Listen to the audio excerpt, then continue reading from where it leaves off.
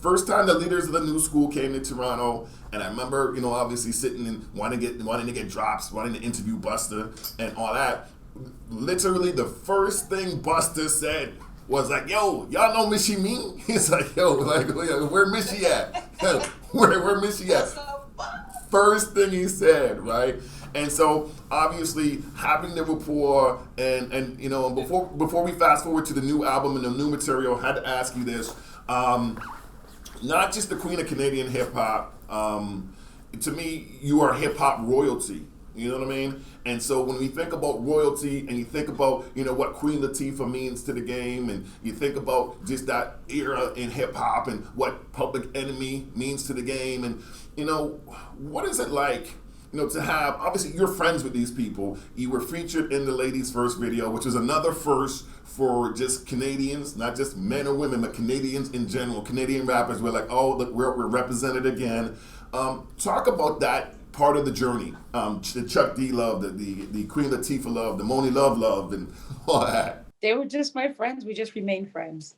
We remained sisters. We remained brothers. We were just, no one left me out. They knew that where I was living when the infrastructure started growing more in the US, they knew that Moni knew she had to go to New York if she wanted to have a better impact or a bigger impact in hip hop on a whole.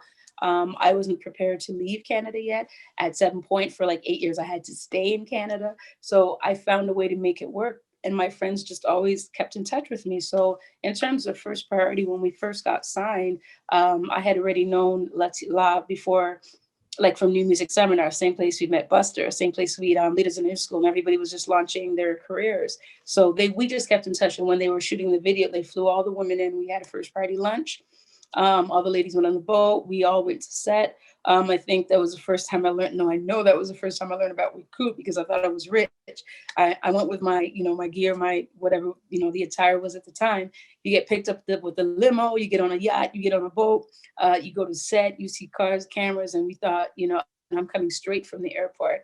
And I came straight back. It was a 1-day fly in, fly out. So first priority, that was Latifah, always looking out, and first party, making sure I was a part of it, and Atlantic Records, making sure I was included in the scene. So that really helped me resonate with the hip hop audience in the US. And Chuck, it was just always all of our idols. Myself, Light was in the Living Bass Heads video. I was like in Canada. I was like, oh my God, I wish I was there for that. Because anywhere anybody that was involved in hip hop was shooting or filming, you'd want to be, and they'd give you that call and you want to be there. So, and anybody who was really connected would get a call. If anybody that had gotten a deal, because only so many labels and so many artists that were getting put on would be involved, you get that call to actually be there. So the other love was when I am recording again, Chuck D and Flavor Flav was like, yo, we're coming to Canada. Do you got this First Cut is the Deepest record? I was like, no, first I was telling them I'm recording it. And then when the record was finished and they came to Canada, because they only come to Canada at certain periods and releases. So I just got to open up for them for the tour.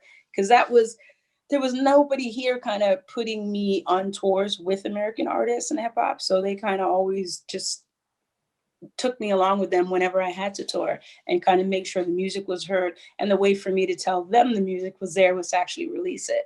So every time I would do some music and let them know it's actually, there's some incentive here, they would follow through and help me any way they can. So we just kept those relationships going, and they know me and believe in me, and that has been it. And I've always, and even when they say, if you're not recording, I'm always in Canada talking about, I'm doing this party, I'm doing this showcase, I'm a part of this, I'm hosting here. And they always knew that I always had that love for hip hop. So that kept, in ear to each other. And then all these other platforms came in that you can just keep in touch and keep watch of what we're doing. So once they seen that I was still doing my thing in Canada, they really just never left me out when it came. Kind of that old BDP scenario happening all over again and consistently. I gotta ask you this. Big Buzz at the time, mid to late 90s, Trackmasters was everything. They were on every remix. They were working with every artist. Obviously were instrumental in even the rise of Jay-Z and all the remixes that Jay was on, that Eddie F did with Jay-Z and Mary J and all these different things that they were working on. And Trackmasters were crazy about you. I remember being in New York and they were like, they're like, can you talk to her for us? They were really on you, and they didn't really elaborate too much on the project that you guys were working on. I see that it did not come to fruition, but you talked to Trackmasters, and what was that about? There was so many people. There were so many people that wanted to work with me in the U.S. and just things just got shut down, and I didn't understand a lot of it at the time, but then I did after, and so it was just like, oh, okay. But as an artist to artist in the realms that we had the opportunities that we had now, meaning you can kind of reach out and work with everybody and represent yourself, that it would have probably happened a lot quicker. But we still kept together and kept in touch. And when we would go to New York, we'd go to a Trackmaster party. Okay, so shout out to MC Peaches,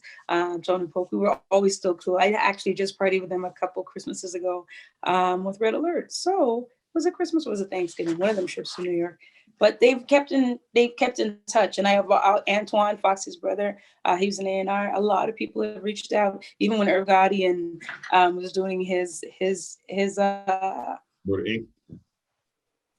and they were filming a movie on set with Ja Rule and everyone. Opportunity there. He was kind of like, let them know you're rappers. So that kind of chemistry has always been there. I was doing a record, was doing a label with Kim. There was so many people that were reaching out. 50, I was supposed to, people were putting me, when you speak of Anton, was putting me with G Unit. The first that got was when Lloyd Banks and the came here. I got to hand out the award with him. So there's always been some, yeah, they've always wanted to work, but it just didn't work out business wise, and musically it just couldn't happen. And then everyone blew up, and then everyone has their own story.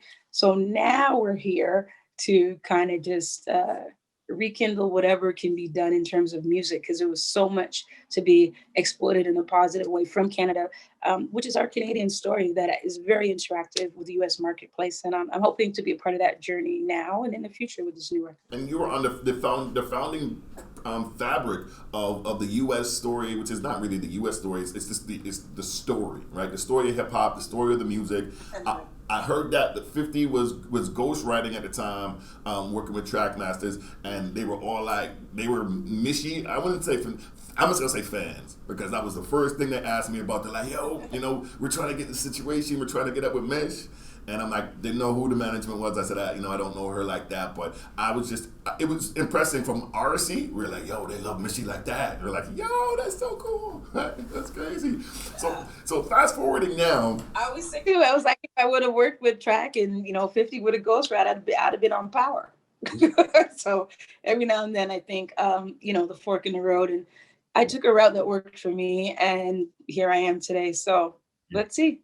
Amazing. And we talked about today. But one thing I will always take to that there's no doubt that a lot of American artists and a lot of execs over there, they believed in me and the talent, and that I will always appreciate and always treasure. And they always really amplified that I was a Canadian artist, and I really treasure that too. So Canada on a whole, regardless of how many records I've released, I'd hope that we would just share that joy and that journey, that the talent, maybe the infrastructure in the game wasn't ready for me in that time, but they really appreciated Canadian artists, and I was glad to be one of the Canadians representing. Well, it's amazing that you say that, because the game definitely is ready for you now, and you really, you don't speak to it as much. I'm like your demeanor is so love and just the collective goodness, and I love that about you.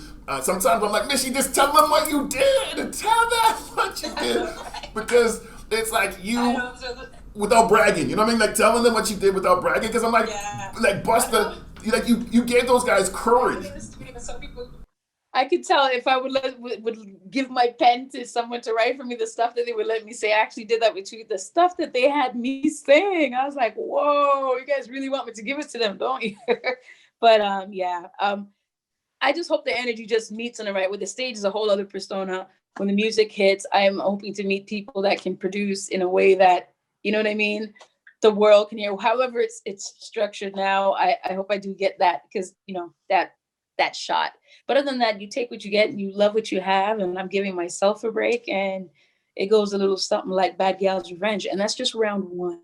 So there's a lot more that came from, and as West Indians and just Africans in general, we don't age. We kind of keep going with whatever music is out. We don't retire, and rock and roll doesn't retire either. So I see no need for any hip hop or reggae artists to retire. So I'm just going to be a part of that little long haul there and represent for the ladies, because of the golden era ladies, we need to step it up and release some music. I do think that, they kind of push us to the sides of, oh, she's a mother, oh, she's doing this, oh, she's, give us titles that was like, okay, but you can get to the studio for 4 hours if you have it in you, and you can do what you got to do. So I want to see more of the golden era ladies just represent. And because people want to hear from y'all, because again, your story is the fabric, is the basis and the foundation of everything that is happening right now. Everything that is happening right now was inspired by, dictated by, and shaped by what y'all do. I'm not even gonna say what y'all did, what you do, what you continue to do. And so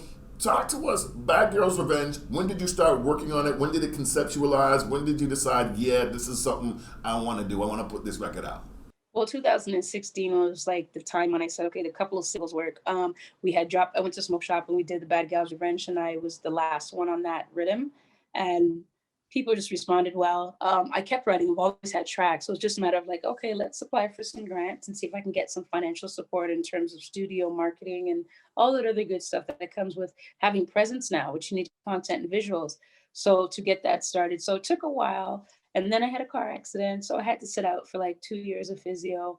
I didn't want to include that in the delay. So I just kept being creative as to the best that I could and can, because I was recovering from a concussion. So with all that happening now, I've gotten the strength and the time to do it. So now is the time to actually release and just follow through. But it was a journey and a process. And I'm glad the delays happened because I got to meet some really cool people who I got to add to it. I've always known of Miss Tanya P Music. I've always known of Miss Century. So when I got to work with them on this record in the last tail of it, it really brought a sense of unity, because here was a reggae artist and here was an R&B, hip hop, pop, whatever you want to call it, artists, all these two international artists from different realms, trusting me in the studio, not knowing each other, but knowing of each other, coming together and putting some really good music together in a short period of time. And shouts out to Finesse, who believed in us and just kind of came and opened up his beat catalog.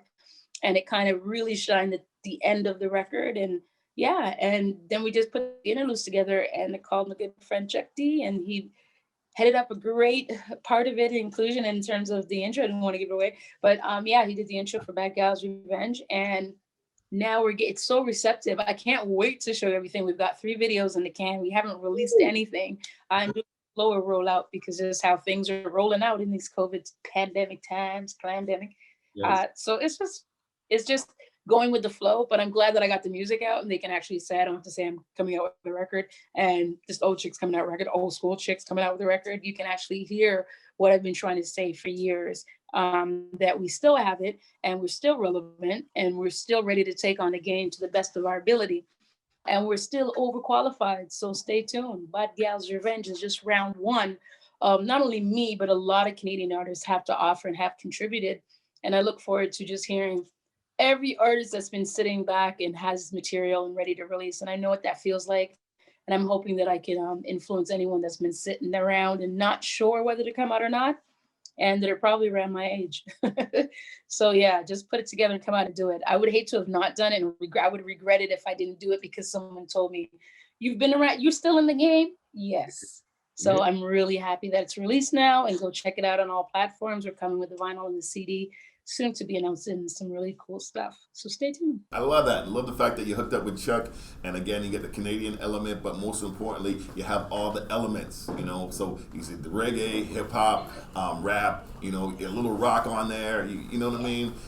Creatively, Canada. So everything that culturally represents who we are and how we identify. Hey, Mish, kind of crazy catching up with you. Crazy, you killing it, doing what you do. I appreciate you taking the time out. Make sure we need the videos. So when you're ready to release those, we want to be like amongst those during the big premiere, of course. Okay. Michie Bad Gal Me on all my social media. Michie Me on Facebook. There is a fan page on IG, Michie Bad Gal Me with a Y. So just stay tuned. And the website is to be announced. Lots of cool stuff happening. If you stay tuned to all the social media, it'll just point you to the direction you to go to find out a lot more. I'm just glad that everyone's been so receptive. I'm getting all this love. It's a bit overwhelming, but it's so cool. So now we're just putting a lot more things in motion, and I'm looking forward to just celebrating the record with people and sharing what's coming forth. There's a lot of good things happening. Thank you.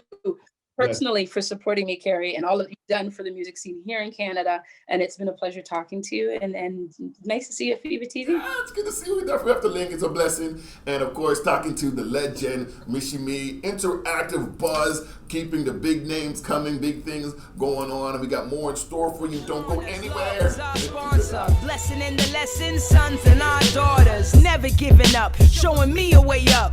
Thanks to those before us, big shoulders and chorus. Took a long time to get here, international vet year. Live in the moment, looking forward is next year. Took a long time to get here, international vet year. Live in the moment, looking forward is next year. Time to kick shit from the heart. This goes out to all my peoples in the city. Represent to the fullest. Thanks to the most, that's how the day began.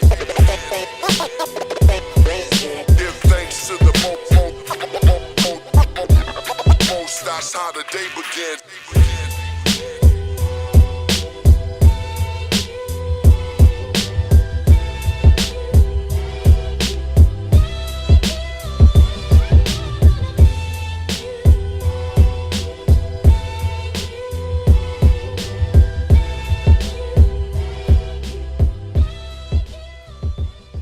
Hey guys, what's up? Michie right here on FEVA TV. Don't touch it. Stay right here. We have a lot more coming to you right here on FEVA TV.